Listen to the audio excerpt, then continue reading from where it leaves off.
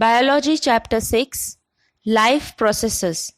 In the previous video, we studied what are life processes, क्या होते हैं, what is nutrition, and the two types of nutrition, autotrophic and heterotrophic nutrition. We also studied about autotrophic nutrition in detail and how green plants produce their own food by the process of photosynthesis. Today we will study about heterotrophic nutrition in detail. So as we know that green plants produce their own food by the process of photosynthesis by using carbon dioxide and water in the presence of sunlight and chlorophyll. Hence green plants are called producers or autotrophs and they follow autotrophic way of nutrition. But not all organisms are capable to produce their own food. All animals and non-green plants derive nutrition from other plants and animals by heterotrophic mode of nutrition. So let us study what is heterotrophic nutrition. The mode of nutrition in which organisms cannot prepare their own food and depend on green plants and other animals directly or indirectly for nutrition is called heterotrophic nutrition. तो heterotrophic mode of nutrition एक ऐसा mode of nutrition है या way of nutrition है जिसमें organism अपना खाना खुद नहीं बना सकता बट वो दूसरे ऑर्गेनिज्म पे डायरेक्टली या इनडायरेक्टली फूड के लिए डिपेंड करता है and the organisms that follow heterotrophic nutrition are called heterotrophs और कंज्यूमर्स. मतलब ऐसे ऑर्गेनिजम्स जो हेटरोट्रॉफिक मोड ऑफ न्यूट्रिशन अपनाते हैं उन्हें हेटरोट्रॉफ्स या कंज्यूमर्स कहते हैं. Examples of heterotrophs are humans, animals, non-green plants, etc.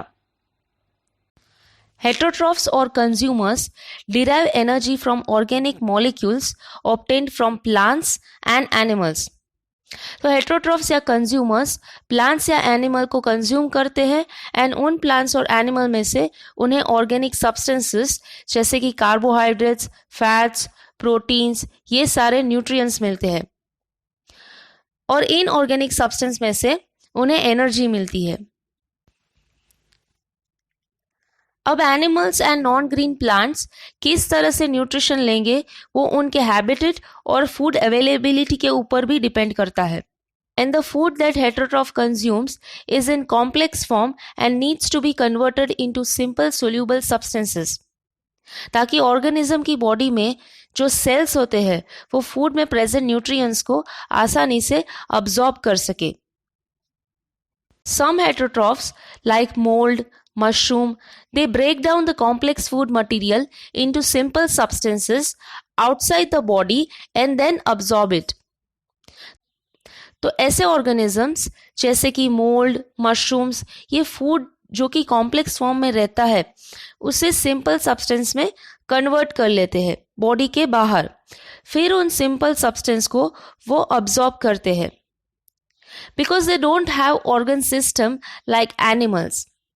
अभी एनिमल्स जो है for example lion, humans etcetera ये सभी they have specialised organs inside their body. अभी एनिमल्स जो है for example lions, humans etcetera they have specialised organs inside their body which converts complex substance into simple substances. So these animals take in food and break it down inside the body. मतलब body के अंदर ही food break किया जाता है और food में से nutrients को सेल्स अब्सॉर्ब कर लेते हैं.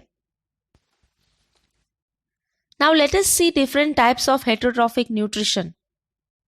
So different types of heterotrophic nutrition are holozoic nutrition, saprophytic nutrition and parasitic nutrition. So first let us see what is holozoic nutrition. Almost all animals take food in solid or liquid form.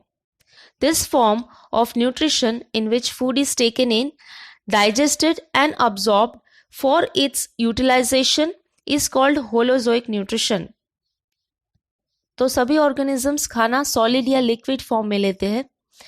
In holozoic nutrition, organisms take in food. That food goes through the process of digestion, absorption, assimilation, and excretion. So there are 5 steps involved in holozoic nutrition in animals. First, ingestion. The process which involves taking in food inside the body of an organism is called ingestion. Ingestion process में different organism अलग अलग तरीके से food लेते हैं. For example, human beings use their hands to put the food in their mouth and animals ingest food through their mouth. Amoeba uses pseudopodia to engulf the food. तो इस तरह से डिफरेंट ऑर्गेनिजम्स अलग अलग तरीके से फूड इंजेस्ट करते हैं. इंजेशन के बाद जो फूड बॉडी के अंदर लिया गया है उस फूड को डाइजेस्ट किया जाता है. मतलब कॉम्प्लेक्स कंपोनेंट्स यानी कि फूड को एकदम छोटे छोटे पार्टिकल्स में कन्वर्ट किया जाता है एंड फिर ये न्यूट्रिएंट्स ब्लड में मिक्स हो जाते हैं ताकि सेल इन न्यूट्रिएंट्स को ब्लड में से अब्सॉर्ब कर सके. So this process is known as digestion. Digestion के बाद डाइजेस्टेड फूड मतलब फूड में जो न्यूट्रिएंट्स होते हैं they are absorbed by cells from the blood by the process of absorption. So absorption is the process of passing up of soluble products of digestion into the cells of the body through body fluids such as blood. Absorption के बाद है assimilation.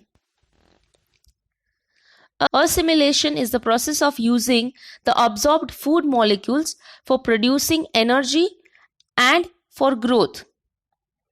तो sales जो food molecules absorb करता है उन molecules का use sales energy produce करने के लिए और बाकी लाइफ प्रोसेसेस करने में यूज करता है. Last step is egestion. Egestion के थ्रू बॉडी या सेल जो अनवांटेड वेस्ट मटेरियल प्रोड्यूस होता है फूड डाइजेस्ट होने के बाद उस वेस्ट मटेरियल को बॉडी या सेल के बाहर निकाल देता है. So egestion is the process of removing undigested food materials from the body. So these are the 5 steps involved in holozoic nutrition. तो सभी holozoic organisms ये 5 step follow करते हैं. Now there are 3 types of organism that follow holozoic nutrition. Herbivores means plant eating animals जो सिर्फ plant consume करते हैं like deer, cow, goat इस तरह के.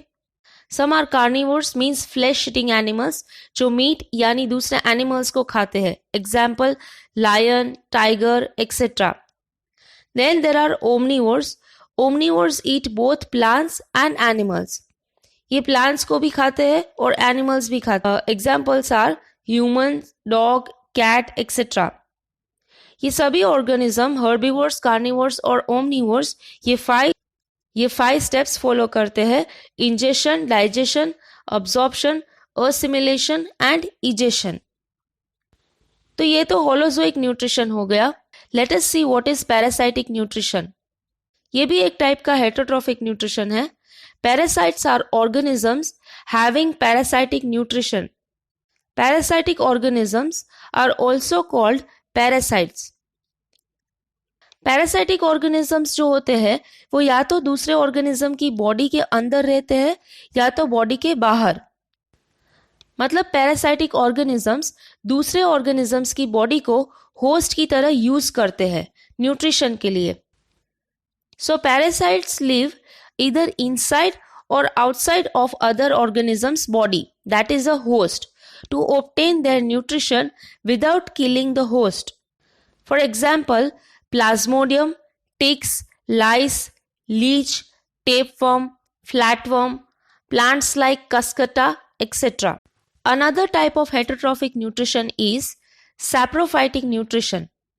Saprophytic organism, also called saprophytes, are organisms which feed upon dead organic matter. These organisms break down complex materials outside the body and then absorb it.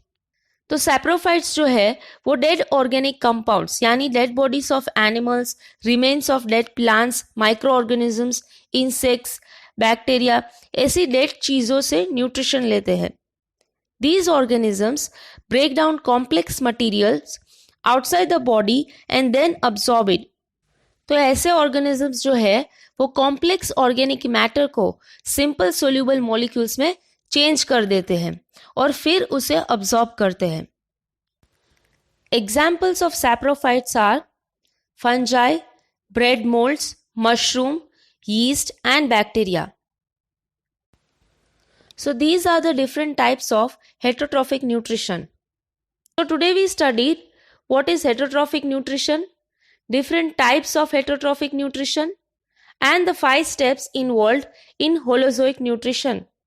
In our next video, we'll study about nutrition in different organisms.